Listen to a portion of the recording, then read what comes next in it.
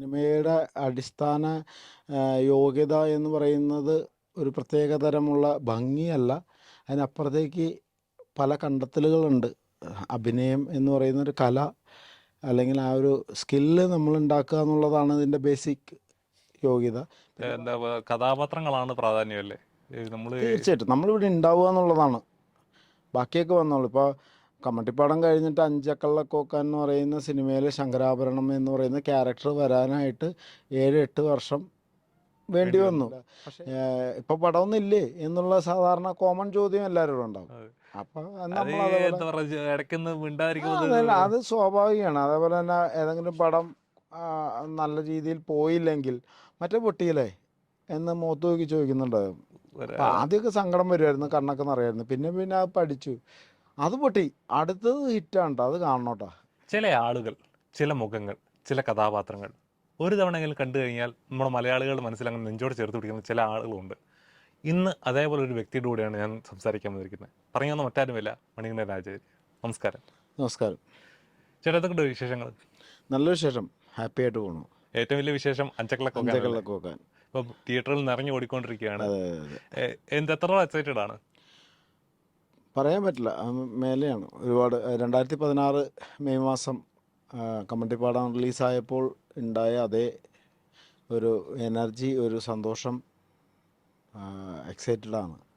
ഇപ്പോൾ മണികണ്ഠൻ ചേട്ടൻ്റെ ഇപ്പോൾ ചെയ്യുന്ന ഓരോ കഥാപാത്രമായാലും ഒന്നിനൊന്നിന് വ്യത്യസ്തമാണ്. എപ്പോഴും എന്താ ഒരു കഥാപാത്രത്തിലൂടെ സാമ്യം തോന്നാത്ത ലെവലിൽ എപ്പോഴും അങ്ങനെ പരിശ്രമിക്കുന്ന ഒരു കലാകാരനായിട്ട് എപ്പോഴും ഫീൽ ചെയ്യാറുണ്ട്. ശരിക്കും എത്രത്തോളം എഫേർട്ട് ഇടുന്നുണ്ട് ഒരു കഥാപാത്രമായി മാറാനായിട്ട്? എത്രത്തോളം എഫേർട്ട് വേണ്ടി വരുന്നുണ്ട്? അല്ല, അത് ഈ അത്തരം ഒരു ട്രാവല് നമ്മൾ ഈ പറഞ്ഞ പഠിക്കാൻ വേണ്ടിയിട്ട് എടുക്കുന്നൊരു സമയമുണ്ടല്ലോ, അല്ലെങ്കിൽ അതിന് വേണ്ട ഈ ശരീരം കൂട്ടുകയോ കുറയ്ക്കുകയോ ചെയ്യണം, അല്ലെങ്കിൽ ചില പുസ്തകങ്ങൾ ഒന്ന് വായിച്ചു നോക്കണം, അല്ലെങ്കിൽ ചിലപ്പോൾ റിയൽ ക്യാരക്ടർ ഉണ്ടോ എന്നൊന്ന് അന്വേഷിക്കണം, അവരെ ഫോളോ ചെയ്തിട്ട് അവരുടെ മാനറിസങ്ങൾ പഠിക്കുക. അതൊക്കെ അതൊരു എഫർട്ടല്ല, മീൻസ് അതൊരു കഷ്ടതയോ അല്ലെങ്കിൽ ഒരു വലിയ ബുദ്ധിമുട്ടോ അല്ല. നമുക്ക് ഒരു ആക്ടറെ സംബന്ധിച്ച് അത് ഭയങ്കര ഇൻട്രസ്റ്റിംഗ് ആയിട്ടുള്ളൊരു കാര്യമാണ്. അതെപ്പോഴും കിട്ടിയെന്നും വരില്ല.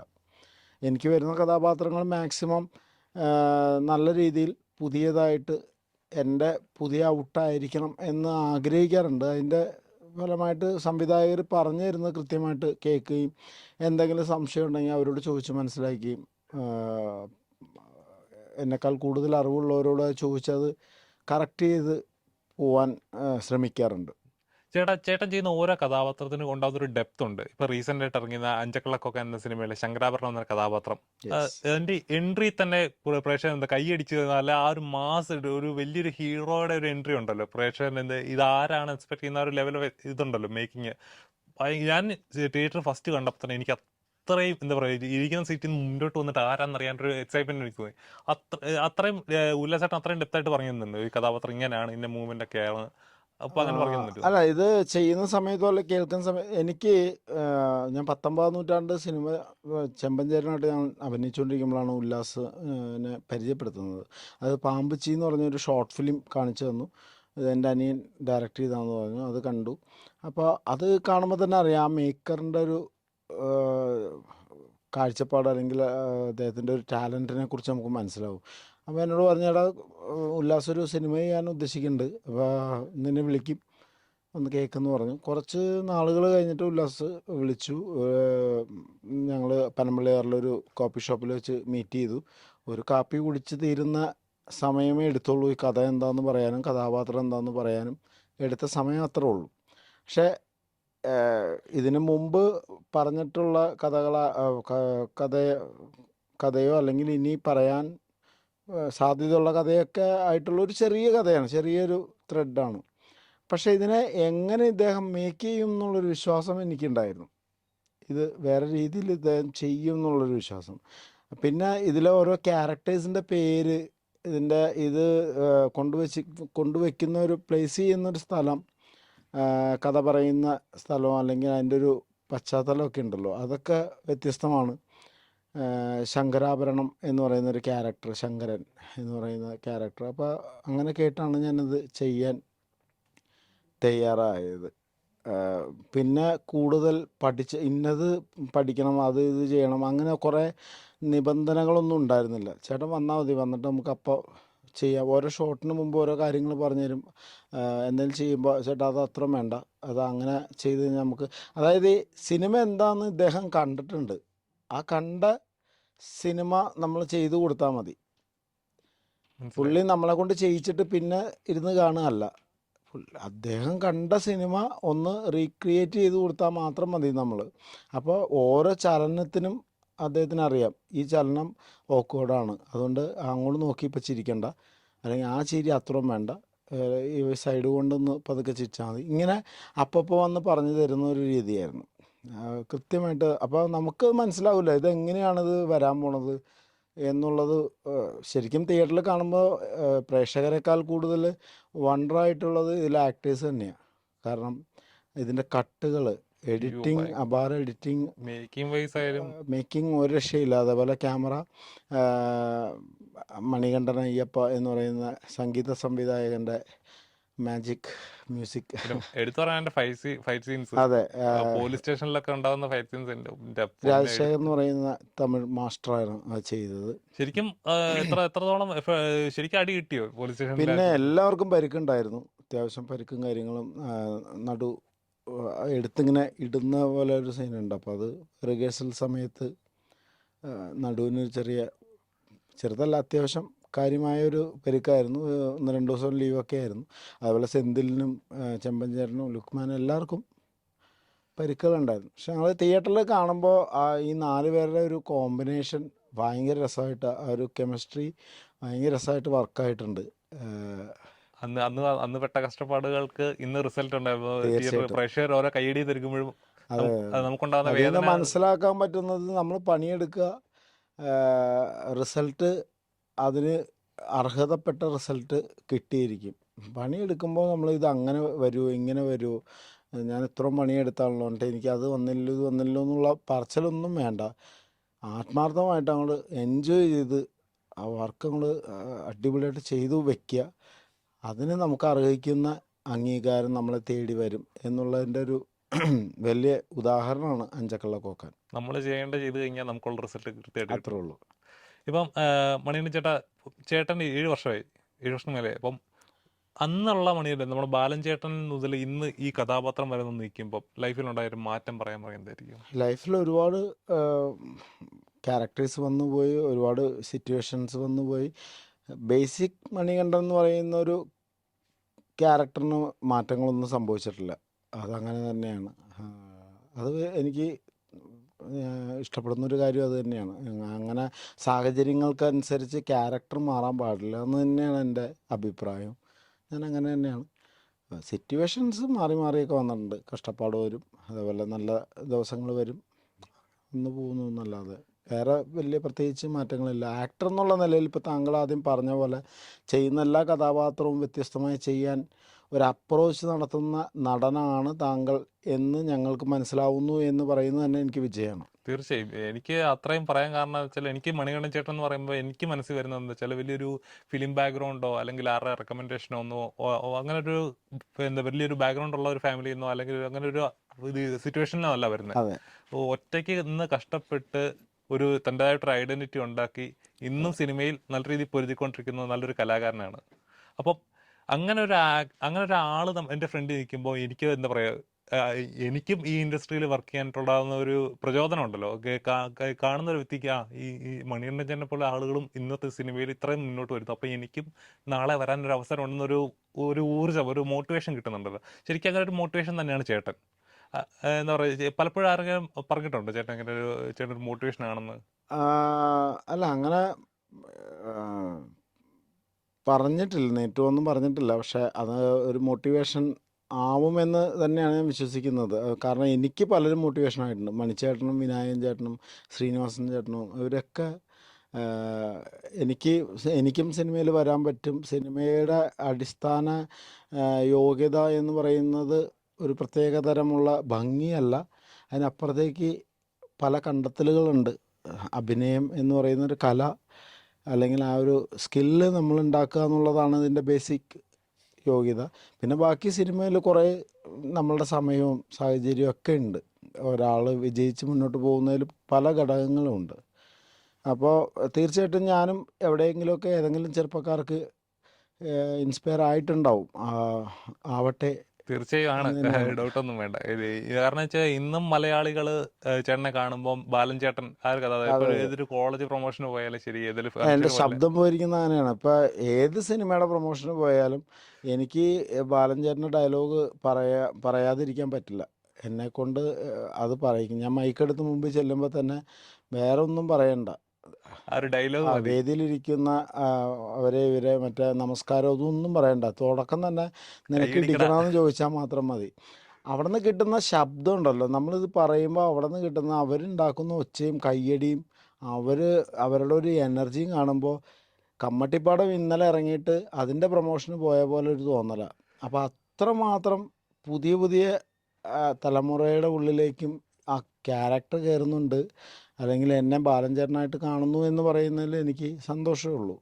ഇന്ന് എനിക്ക് തോന്നുന്നു ഒരു കലാകാരനെ സംബന്ധിച്ച് ഏറ്റവും കിട്ടാനുള്ള ഒരു അവാർഡ് തന്നെയായിരിക്കും അല്ലേ അത്? തീർച്ചയായിട്ടും തീർച്ചയായിട്ടും. ഇപ്പോൾ ശങ്കരാഭരണം എന്ന് പറയുന്നൊരു ക്യാരക്ടർ അതിലേക്ക് ട്രാവൽ ചെയ്യുന്നു, ആ ഒരു നിലയിലേക്ക് എത്തുന്നു എന്നുള്ളതിലും ഒരുപാട് സന്തോഷമുണ്ട്. കാരണം ആ ക്യാരക്ടറിൻ്റെ എൻട്രിക്ക് കിട്ടുന്ന കയ്യടി കാണുമ്പോൾ അറിയാം നമുക്ക് ആ ക്യാരക്ടറിനെയും ജനം സ്വീകരിച്ചു എന്നുള്ളത്.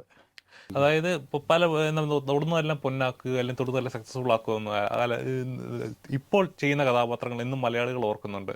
പലപ്പോഴും പല റിജക്ഷൻസ് ഫേസ് ചെയ്തിട്ടുണ്ടാവും. ഇപ്പോൾ ചോദിക്കുന്ന നല്ല എസ് കിട്ടണം, നല്ല ആഗ്രഹിച്ച കഥാപാത്രങ്ങൾ ചിലപ്പം കിട്ടിയെന്ന് വരത്തില്ല.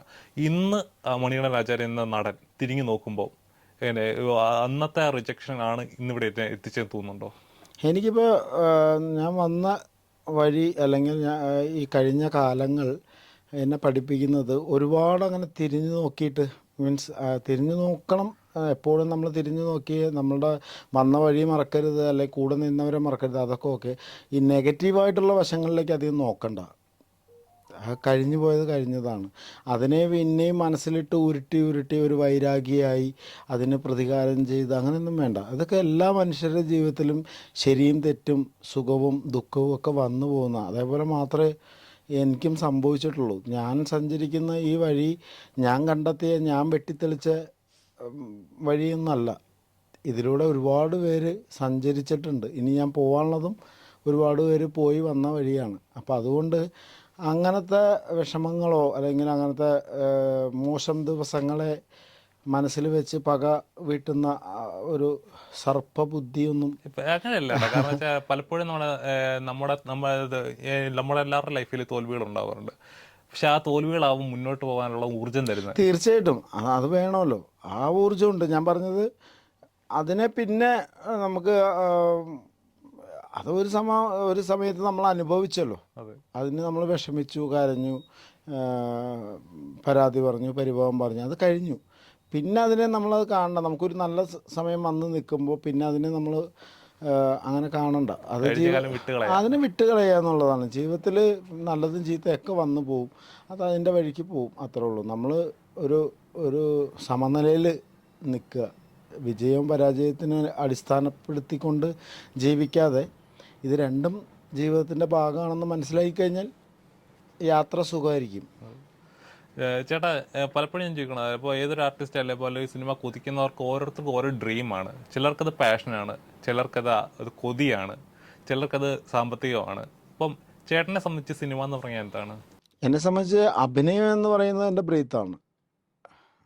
എനിക്ക് ആകെയുള്ള ഒരു കൈമുതൽ ആക്ടിങ്, നാടകം ഒക്കെയാണ്. സിനിമ എന്ന് പറയുന്നത് എൻ്റെ ജീവിതം ഇപ്പം മുന്നോട്ട് പോകുന്ന, എൻ്റെ സാമ്പത്തികമായിട്ടുള്ള എല്ലാ കാര്യങ്ങളും നടക്കുന്നത് സിനിമയിൽ ഉള്ളത് കൊണ്ട് തന്നെയാണ്. ഇപ്പം നിങ്ങൾ എന്നെ വിളിച്ചിരിക്കുന്നതും ഞാൻ സിനിമാ നടനായതുകൊണ്ടാണ്.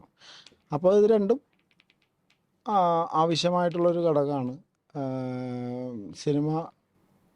സിനിമയും നാടകവും അഭിനയവും ഒക്കെ അൾട്ടിമേറ്റാണ്. അത് വലിയൊരു കാര്യം തന്നെയാണ്. ഇപ്പൊ ചേട്ടൻ അഭിനയിക്കുന്ന ഏതൊരു കലാകാരനോട് ചോദിച്ചാലും ഒരു അഭിനേതാവിനോട് ചോദിച്ചാലും പറയും എനിക്ക് എല്ലാ തരം കഥാപാത്രങ്ങൾ അഭിനയിക്കണം, അല്ലെങ്കിൽ എനിക്ക് എന്നെ ഇതുവരെ ചെയ്തിട്ടില്ലാത്ത, എനിക്ക് എക്സ്പ്ലോർ ചെയ്യാൻ പറ്റാത്ത കഥാപാത്രങ്ങൾ എനിക്ക് അഭിനയിക്കണം. ഇപ്പൊ ചേട്ടൻ അഭിനയിച്ച വെബ് സീരീസിലായാലും ശരി, സിനിമകളിലായാലും ശരി, എപ്പോഴും അങ്ങനെ ഒന്നിനൊന്നും ഡിഫറെൻ്റ് ആയിട്ട് എപ്പോഴും കീപ്പ് ചെയ്യാൻ ശ്രമിക്കുന്നതായിട്ടൊരു നല്ലൊരു നടനായിട്ട് ഫീൽ ചെയ്യാറുണ്ട്. അപ്പോൾ ഇനി എനിക്ക് ചെയ്യണം എന്ന് ആഗ്രഹിക്കുന്ന, അല്ലെങ്കിൽ ഇതേപോലൊരു കഥാപാത്രം ചെയ്യണം എന്ന് കൊതിക്കുന്ന ഒരു കഥാപാത്രം എന്തായിരിക്കും?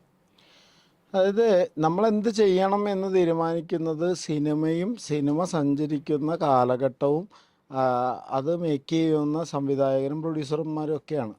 അപ്പോൾ എല്ലാ കാലഘട്ടത്തിലും ഇപ്പോൾ 8 കൊല്ലമായിട്ട് ഞാനിവിടെ ചെറുതും വലുതും പൊട്ടും പൊടിയൊക്കെ ആയിട്ട് ചെയ്ത് നിൽക്കുന്നു എന്ന് പറയുന്നത് തന്നെ എന്നെ സംബന്ധിച്ച് വലിയ കാര്യമാണ്. അപ്പം അതിനകത്ത് ഞാനിനി കർണനാവണം, ഭീമനാവണം, അങ്ങനത്തെ എൻ്റെ ആഗ്രഹങ്ങളെക്കുറിച്ചൊന്നും അല്ല. ഞാനിവിടെ സിനിമയിലുണ്ടാവണം. ഞാൻ പ്രേക്ഷകൻ്റെ മനസ്സിൽ എന്നും ഉണ്ടാവണം. അവർക്ക് എന്നോടുള്ള ഇഷ്ടം അത് ലോങ് ലൈഫ് കിട്ടണം എന്നുള്ള ഒരു അൾട്ടിമേറ്റ് ലക്ഷ്യം മാത്രമേ ഉള്ളൂ. അല്ലാതെ വരുന്ന ഏത് ക്യാരക്ടറിനെയും എൻ്റെ ഒരു പഠനം അല്ലെങ്കിൽ എൻ്റെ ഒരു കയ്യൊപ്പ് അത് ചാർത്താൻ ഞാൻ ശ്രമിക്കും, ഞാൻ പഠിക്കാൻ ശ്രമിക്കും. അത് എനിക്ക് തരുന്ന സംവിധായകനെ 100% സന്തോഷവാനാക്കുക. അദ്ദേഹത്തിനൊരു മിസ്കാസ്റ്റിംഗ് ആണ് ഇതെന്ന് തോന്നുന്ന രീതിയിലേക്ക് ഒരിക്കലും പോകാതെ ഞാൻ ശ്രദ്ധിക്കും. മണികണ്ഠൻ വന്നതുകൊണ്ട് അതൊന്നും കൂടി നന്നായി എന്ന് പറയുന്ന അതിനു വേണ്ടി മാത്രമാണ് നിൽക്കുന്നത്. അതല്ലാതെ എനിക്ക് ഇന്ന ക്യാരക്ടറാണ് അത് ചെയ്യണം അത്തരം കാര്യങ്ങൾ ഒക്കെ വിട്ടു. ഇപ്പം ഏത് വന്നാലും അതിൻ്റെ വലിപ്പ ചെറുപ്പം നോക്കാതെ അതിനെ ഗംഭീരമാക്കുക എന്നുള്ളതാണ്. എന്താ കഥാപാത്രങ്ങളാണ് പ്രാധാന്യമല്ലേ നമ്മൾ? തീർച്ചയായിട്ടും നമ്മളിവിടെ ഉണ്ടാവുക എന്നുള്ളതാണ്. ബാക്കിയൊക്കെ വന്നോളൂ. ഇപ്പോൾ കമ്മട്ടിപ്പാടം കഴിഞ്ഞിട്ട് അഞ്ചക്കള്ളക്കോക്കാൻ എന്ന് പറയുന്ന സിനിമയിൽ ശങ്കരാഭരണം എന്ന് പറയുന്ന ക്യാരക്ടർ വരാനായിട്ട് 7-8 വർഷം വേണ്ടി വന്നു. പക്ഷേ 8 വർഷം ഇവിടെ നിന്നത് കൊണ്ടാണ് ഇതിപ്പോൾ എനിക്ക് ചെയ്യാൻ പറ്റിയത്. ഞാൻ ഈ പണി രാജിവെച്ച് പോയിരുന്നെങ്കിലോ ഇത് വേറെ ഏതെങ്കിലും ഒരു ആർട്ടിസ്റ്റ് ചെയ്തേനെ, ഇന്ന് ആ ആർട്ടിസ്റ്റ് ഇവിടെ വന്നിരുന്നേനെ. അപ്പോൾ നമ്മൾ നിൽക്കുക, അപ്പോൾ ഉപയോഗിക്കാൻ അവർക്ക് തോന്നും. മണികണ്ഠനെ ഇനി ഒന്നൊരു പോലീസുകാരനായിട്ടൊന്ന് കാണണം, ഒരു വക്കീലായിട്ട് നമുക്കൊന്ന് നോക്കിയാലോ എന്നൊക്കെ അവർക്ക് തോന്നുകയാണെങ്കിൽ ഞാനതാവും.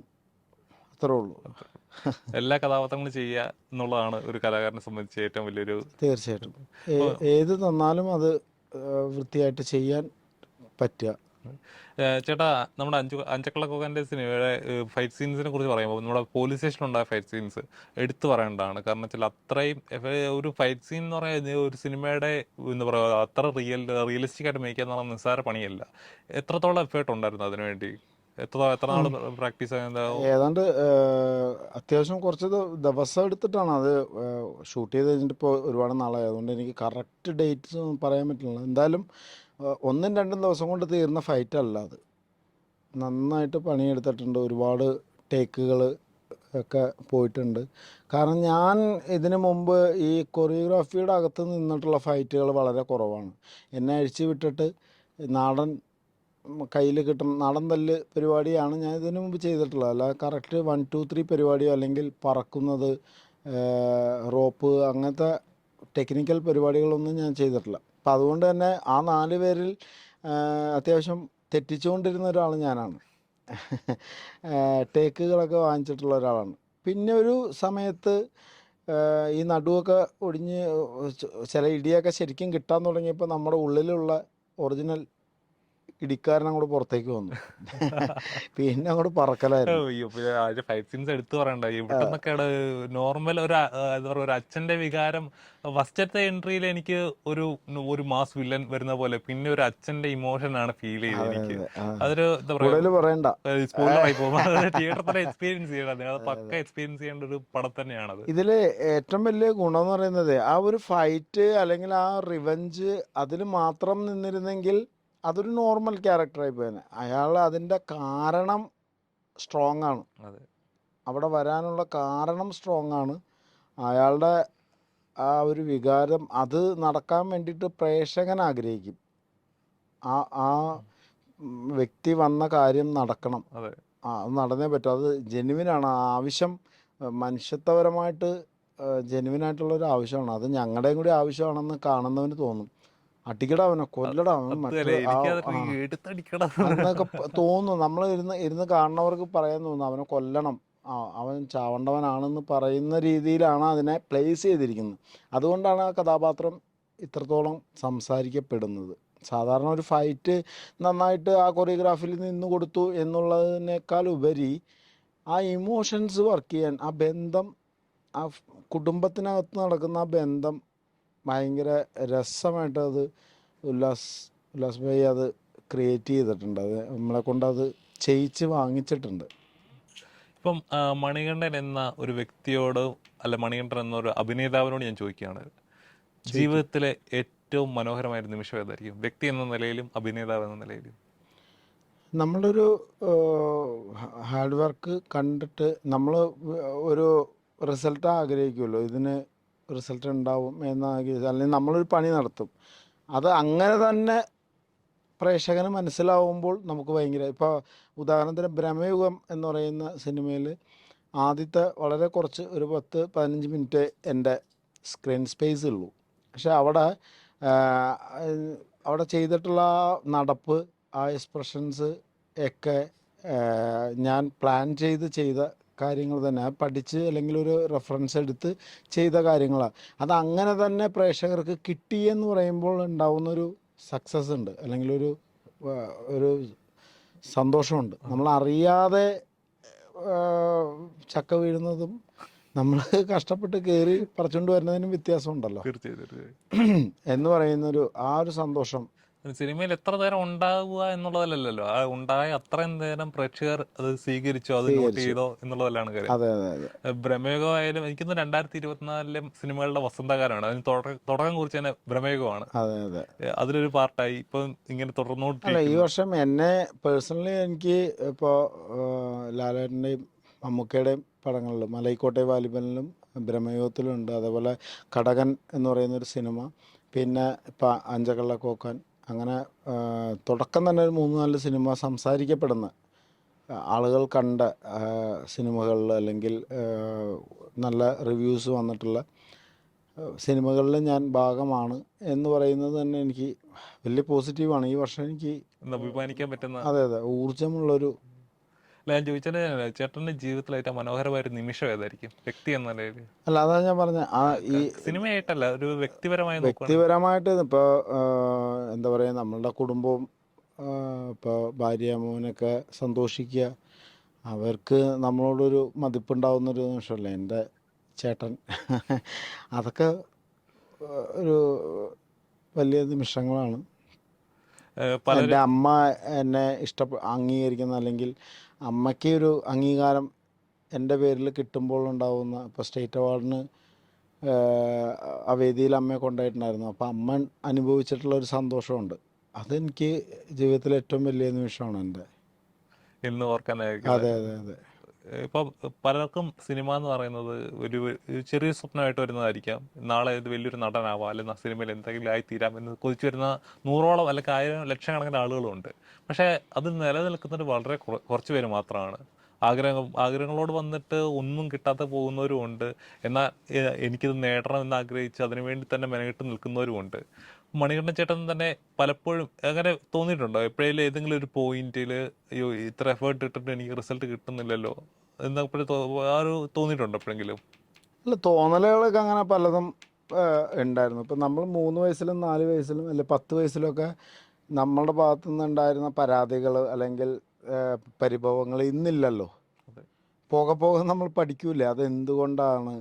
കാരണം ഒരു കുട്ടി കടയിലുള്ള ഒരു കളിപ്പാട്ടം കണ്ട് ആവശ്യപ്പെടുമ്പോൾ അവൻ്റെ മുമ്പിൽ വേറെ പ്രശ്നങ്ങളൊന്നും, അതായത് അച്ഛൻ എന്താ ജോലിയെന്നും അച്ഛന് എത്ര രൂപ കൂലിയുണ്ടെന്നും ഇത് ഇത്ര രൂപയ്ക്ക് വാങ്ങിച്ചു കഴിഞ്ഞാൽ അച്ഛൻ്റെ കയ്യിൽ ബാക്കി ഇത്രയേ ഉള്ളൂ എന്നും ഈ പൈസ കൊണ്ട് കുടുംബം മുന്നോട്ട് പോവില്ല എന്നൊന്നും ചിന്തിക്കാനുള്ള വയസ്സ് അവനില്ലാത്തത് കൊണ്ട് അവൻ ആ കളിപ്പാട്ടത്തിന് വേണ്ടി അവൻ വാശി പിടിക്കും. കിട്ടിയില്ലെങ്കിൽ കരയും, പരാതി പറയും, വഴക്കിട്ടിരിക്കും. അത് കുട്ടിയാണ്. അവിടെ നിന്ന് നമ്മൾ വളരുമല്ലോ. ഇപ്പം ഞാൻ അവിടെ നിന്ന് വളർന്നു, ഒരു നടന്നുള്ള നിലയിൽ ഞാൻ അവിടെ നിന്ന് വളർന്നു എന്നാണ് ഞാൻ വിശ്വസിക്കുന്നത്. അപ്പോൾ അതുകൊണ്ട് എനിക്ക് എന്താ പറയുക, അത്തരം പരാതികൾ ഇനി ഉണ്ടാവില്ല, അല്ലെങ്കിൽ ഇല്ല. കാരണം നമ്മളിവിടെ ഉണ്ട് എന്ന് പറയുന്നതാണ് ഏറ്റവും വലിയ കാര്യം. പലപ്പോഴും എനിക്ക് തോന്നുന്നത് ഇപ്പോഴും നമ്മുടെ പുറത്ത് ഈ പറഞ്ഞ പോലെ സിനിമാ നടന്മാര് അല്ലെങ്കിൽ വലിയ ഫെയിം അങ്ങനെയുള്ള ഒരു സിനിമ എന്ന് പറയുമ്പോൾ അങ്ങനെ ഒരു ആഷ്പൂഷ് എന്നുള്ളൊരു വിചാരമുണ്ട് മറ്റുള്ളവർക്ക്. പക്ഷെ ശരിക്കും അവരുടെ ലൈഫ് എല്ലാ നോർമൽ മനുഷ്യന്മാരെ പോലെ തന്നെയായിരിക്കും. അപ്പോൾ പലപ്പോഴും നടന്മാർ അങ്ങനെ ഫേസ് ചെയ്തിട്ടുണ്ടോ എപ്പോഴെങ്കിലും?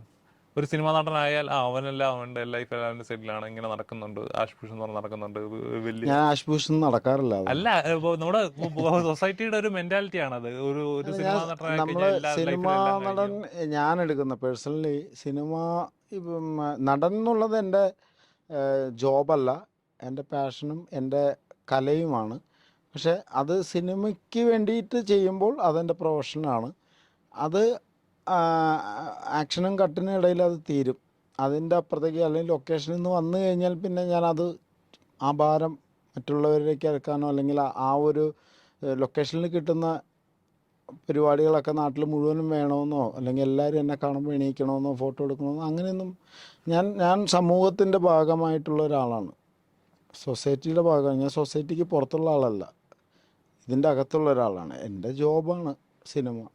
അത് കാണുന്നു, അത് ഇഷ്ടപ്പെടുന്നു, അത്രേ ഉള്ളൂ. ഞാൻ തൃപ്പൂണിത്തുറയിൽ ഇപ്പോഴും എൻ്റെ ആ സൈക്കിളിലും അല്ലെങ്കിൽ ആ സ്കൂട്ടറിലും തന്നെയാണ് ട്രാവൽ ചെയ്യുന്നത്. കാർ എടുക്കേണ്ട ആവശ്യമുള്ളപ്പോൾ മാത്രമേ കാർ എടുക്കാറുള്ളൂ. ഞാൻ ഒരു കാർ വാങ്ങിച്ചിട്ടുണ്ടെന്ന് പറഞ്ഞ് അതിൽ തന്നെ ഉണ്ട് അതിൽ കറങ്ങുന്നത്. തന്നെ ഇരുന്ന് കറങ്ങാറില്ല. പിന്നെ നമ്മൾ എന്താ പറയുക, നിലത്ത് നിന്ന് കഴിഞ്ഞാൽ വീഴ്ച കുറവായിരിക്കും.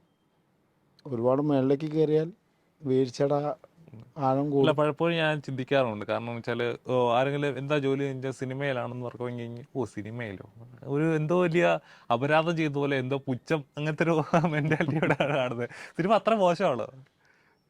അതറിയില്ല, അത് അങ്ങനെ ചെയ്യുന്നവരോട് തന്നെ ചോദിക്കേണ്ടി അല്ല, വരും. കാരണം വെച്ചാൽ പലപ്പോഴും ഞാൻ ചിന്തിച്ചിട്ടുള്ള കാര്യമാണ്. സിനിമ എന്ന് പറയുമ്പോൾ അതിന് എവിടെ വർക്ക് ചെയ്യുന്നത്? സിനിമയിലാണ്, മീഡിയയിലാണ് വർക്ക് ചെയ്യുന്നത്. വേറെ വല്ല ജോബ് നോക്കിക്കൂടെ? വേറെ വല്ല പറയാൻ പറ്റുന്നൊരു ജോബ് നോക്കിക്കൂടെ? അല്ല വല്ല പെർമനന്റ് വരുമാനമുള്ളൊരു ജോബ് നോക്കിക്കൂടെ?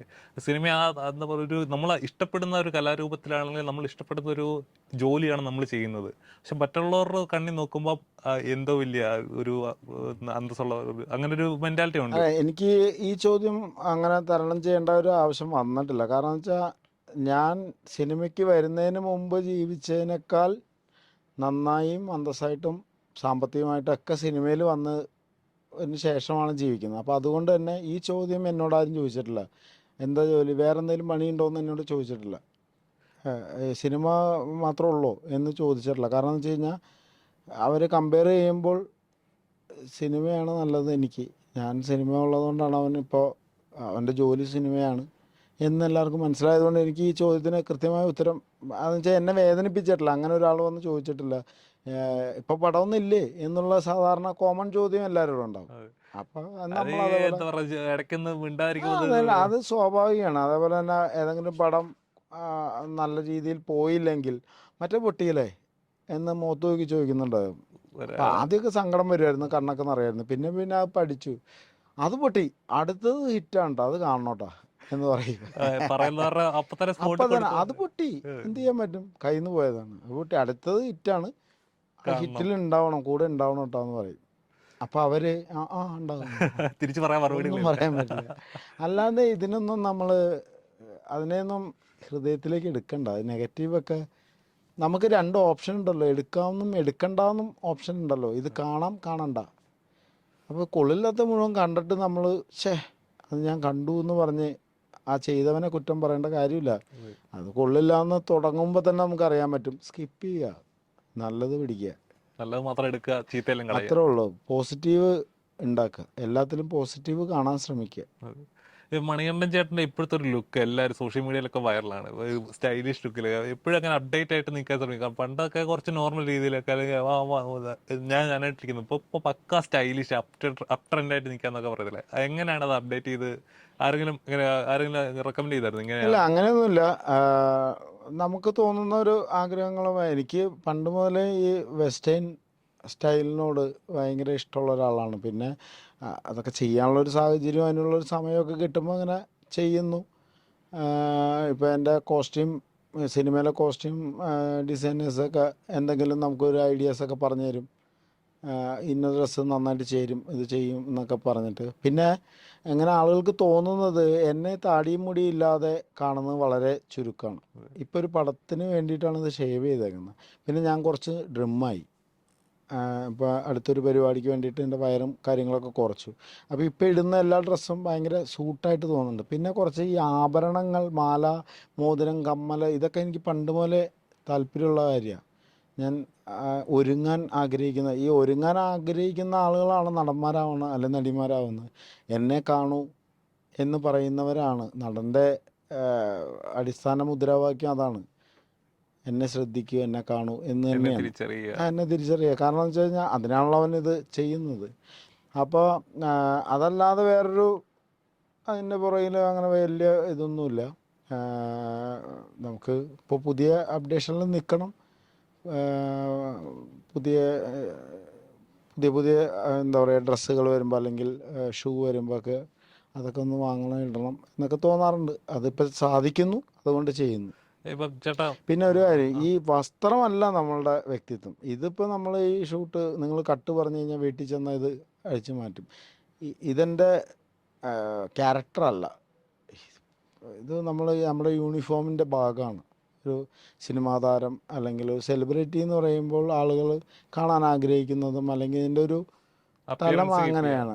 അപ്പോൾ നമ്മൾ ഈ ഗ്ലാമറിൻ്റെ ഒരു ലോകമാണല്ലോ സിനിമ. അപ്പോൾ അതിൻ്റെ ഭാഗമാകുമ്പോൾ നമ്മൾ അതിനനുസരിച്ച് ചില കാര്യങ്ങൾ ചെയ്യുന്നതിൽ തെറ്റില്ല. അതൊന്നും നമ്മൾ ചുമന്നുകൊണ്ട് നടക്കാണ്ടിരുന്നാൽ മതി.